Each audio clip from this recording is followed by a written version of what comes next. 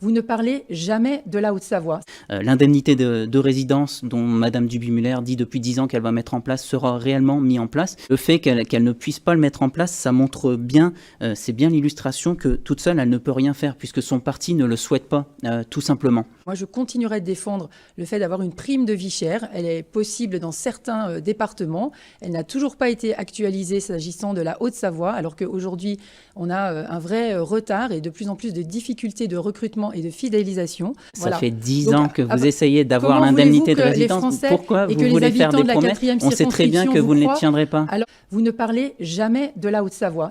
On a parlé lors du premier débat que notre proximité avec la Suisse exacerbait les inégalités. Annemasse est la 4e ville la plus inégalitaire de France. Et dans le budget des Français et des Hauts-Savoyards, ce qui pèse le plus notamment, c'est le logement.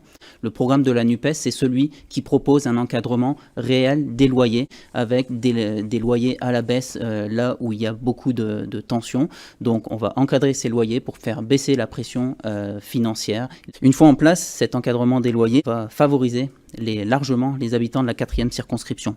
Vous ne parlez jamais de la Haute-Savoie. Localement, plus de Léman Express avec des fréquences beaucoup plus élevées qu'actuellement. En face, l'alternative proposée par Madame Duby-Muller et ses soutiens, c'est le soutien au projet du monde d'avant. C'est le prolongement des autoroutes alors que le GIEC nous dit qu'il faut baisser les émissions de 5% par an. Il faut stopper l'artificialisation. Elle soutient la bétonisation de 150 hectares, dont 100 hectares de la forêt de Plan-Blois.